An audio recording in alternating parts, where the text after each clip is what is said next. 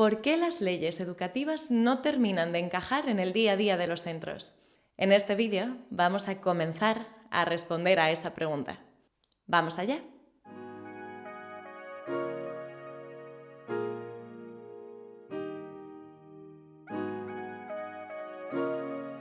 En el vídeo anterior, te dejo enlace en la descripción, explicábamos la idea de comunidad educativa como criterio que nos permitiría determinar la escala de la educación en sentido estricto. Como sabes, la idea de educación es una idea muy compleja y que requiere de un enfoque general y no parcial, ya sea político, antropológico, pedagógico, científico, para comprender sus distintos sentidos.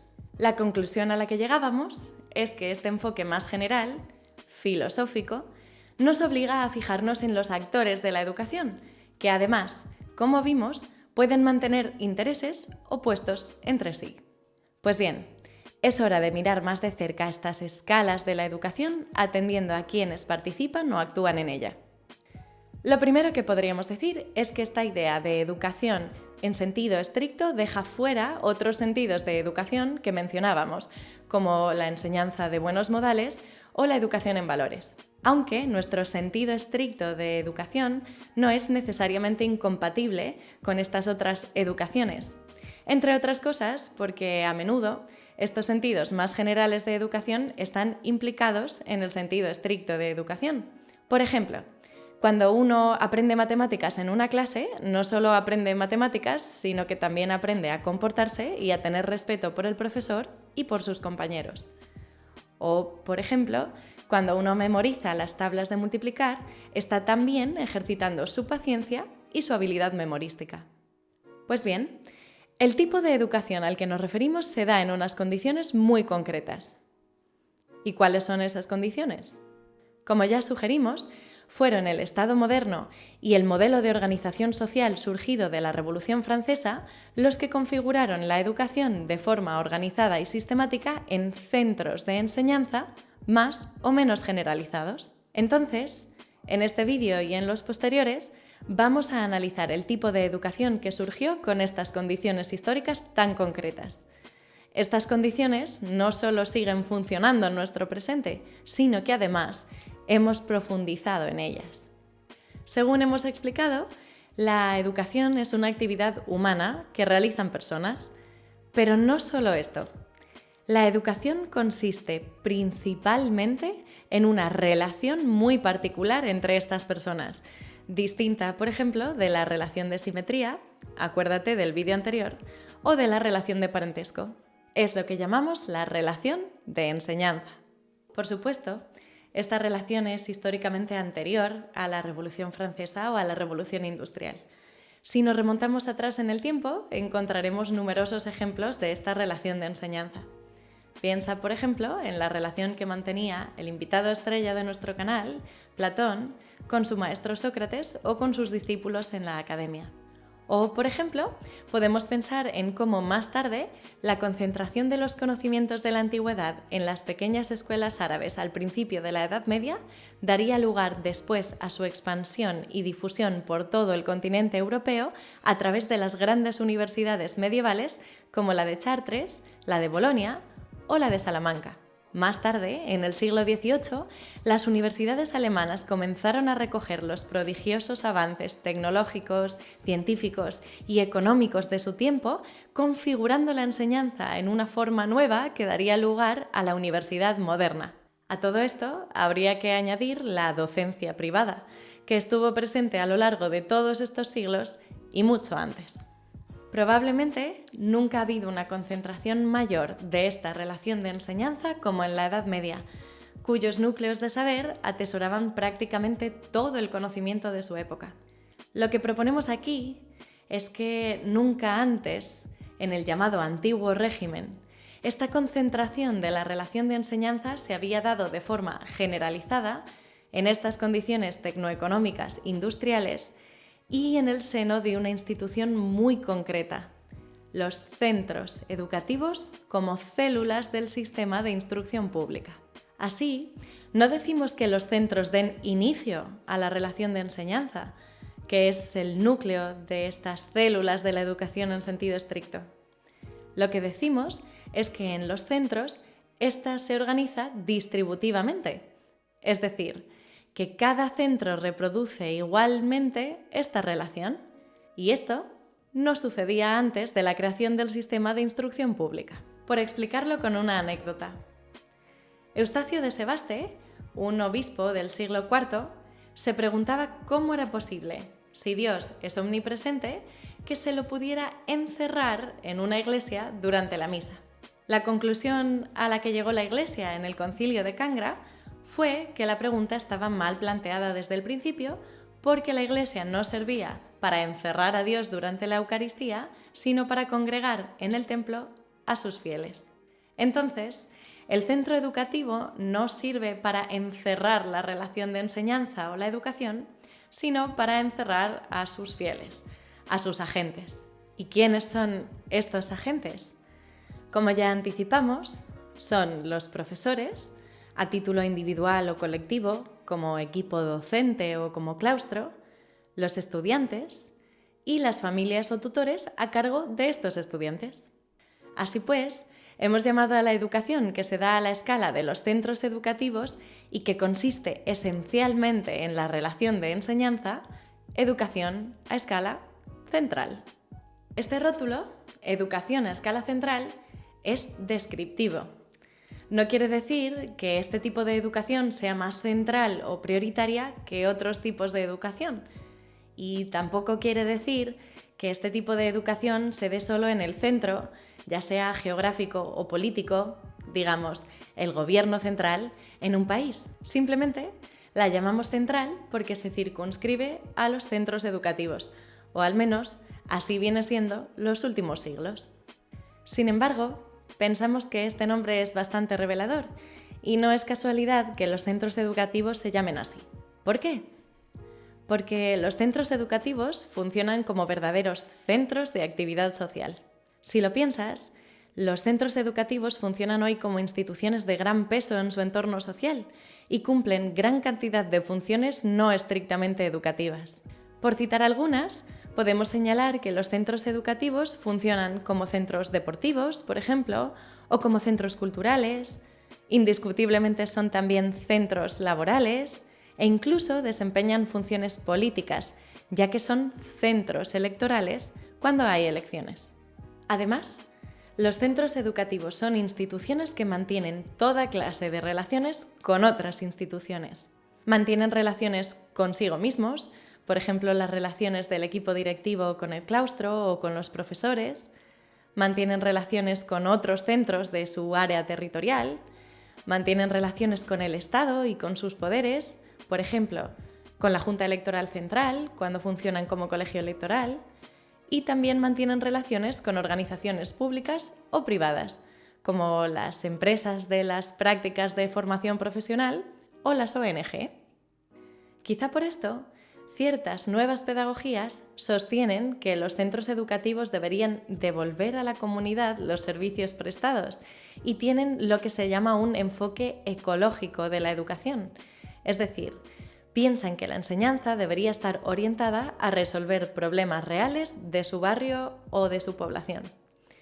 Aquí no estamos diciendo que esa sea o deba ser una función del centro educativo.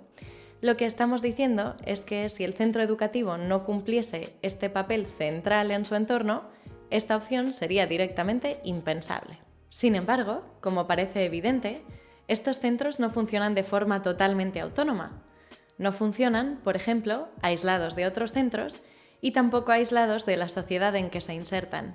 Y esto no es porque, como sostienen algunas teorías educativas favorables a la descentralización, no hayan recibido todavía suficiente autonomía o porque no tengan suficientes recursos. Es porque los centros no deciden ni podrían decidir sobre la totalidad de los contenidos, metodologías o incluso directrices sociales propias de la sociedad de la que participan.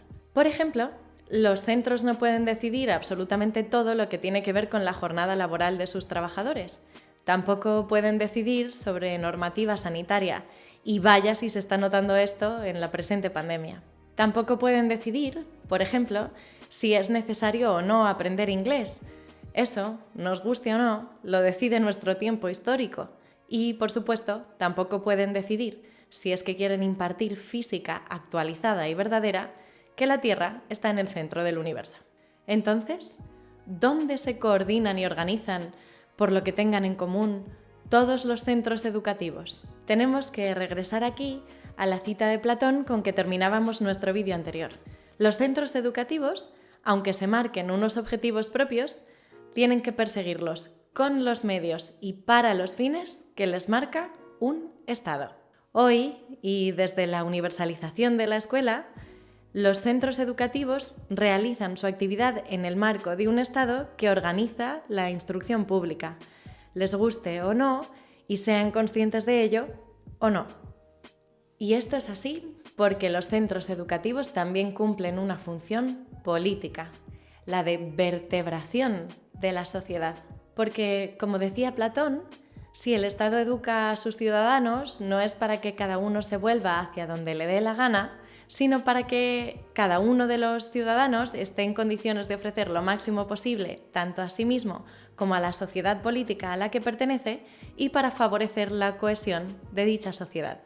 En este sentido, la educación nos concierne a todos, en tanto que ciudadanos de la polis, o dicho de otro modo, en tanto que nacionales de un Estado. Pero entonces, ¿es el Estado un gran centro educativo? ¿O es tal vez un centro de centros, un centro único para dominarlos a todos y atarlos a las tinieblas del centro central? Pues no, porque el Estado nunca puede ejecutar por sí mismo esta función educativa, este servicio público. Y esto es así incluso aunque el que te eduque sea un funcionario, en el caso de la educación pública, porque un funcionario no es el conjunto del Estado. Esa labor se realiza en los centros educativos. Por eso, la educación a escala central, la educación en sentido estricto, corresponde siempre, necesariamente, a los centros educativos y no al Estado mismo. A esa educación que nos atañe a todos como ciudadanos de una nación, y por las razones que acabamos de explicar, la hemos llamado educación a escala nacional política. Y es que los centros educativos, considerados a esta escala, cumplen una función fundamental de cohesión social, de igualación de clase y de armonización de los distintos grupos dentro del Estado. Es más, en el presente resulta imposible concebir nuestro grado de desarrollo económico, tecnológico y productivo separándolo del sistema de instrucción pública. Intenta imaginar, por ejemplo, cómo sería hoy por hoy el proceso de incorporación de los españoles al mercado laboral, especialmente en los puestos de mayor cualificación, si no existiera el sistema de escolarización universal. O incluso, imagina cómo sería el proceso de socialización de nuestros niños y jóvenes en los grandes núcleos de población, como las ciudades, si no hubiese escuelas. Difícil, ¿verdad? La función primordial de los centros educativos, la que les es propia y la que les da su fundamento, sigue siendo la educación en su sentido más estricto, la educación a escala central. Pero, sin embargo, es imposible advertir esta otra función de cohesión social si no consideramos la educación desde esta escala nacional política, integrada en un Estado y parte clave de sus planes y programas. Vemos así que, aunque parezca paradójico, o quizá no tanto, los agentes de la educación, profesores, estudiantes y familias, son los protagonistas de un proceso en el que ellos no toman las decisiones más relevantes. Estas decisiones las toma el legislador educativo y el resto de instancias políticas, algunas de las cuales se llaman en la ley administraciones educativas. Este proceso de planificación supera a los agentes educativos, que sin embargo ejecutan estos planes, sean o no conscientes de ellos y estén más o menos de acuerdo con ellos. En todo caso, sin su papel central, sin su desempeño cotidiano, estas decisiones serían imposibles de llevar a la práctica. De todo esto podemos sacar la siguiente conclusión, y esto resuelve muchos de los malentendidos relacionados con el problema de la educación. A saber, la educación a escala nacional política necesita y comprende a los centros educativos, a los cuales organiza, jerarquiza, distribuye y en ocasiones financia. Pero la educación a escala central necesita, pero no comprende ni puede comprender, a la educación a escala nacional política. En los próximos vídeos veremos con más detenimiento las funciones que cumplen los centros educativos a cada una de estas dos escalas, por qué son una institución tan indispensable en la organización social del presente y explicaremos con más detalle esta relación entre profesores, estudiantes y familias que compone esencialmente la educación en sentido estricto. Te agradecemos que hayas estado con nosotros desde que inauguramos el canal. Si eres nuevo, bienvenido y gracias. En Sobre Ruinas nos vamos a tomar unas pequeñas vacaciones durante las fiestas navideñas que vamos a aprovechar para preparar todo lo que viene en la temporada 2021. Si te interesan estos temas, estate al tanto, porque el año que viene va a traer muchas novedades en el canal. Vamos a tener más debates, cara a cara, entrevistas y, por supuesto, los siguientes episodios de esta serie. Suscríbete y dale a la campanita si quieres que YouTube te avise de todos los nuevos estrenos. Si nuestros vídeos te parecen interesantes, dale a like, difunde y síguenos en nuestras redes sociales. Y sobre todo, cuéntame lo que piensas en los comentarios. Ya sabes, la verdad es imposible sin afirmar la contradicción. Así que, estate atento. Nos vemos el año que viene.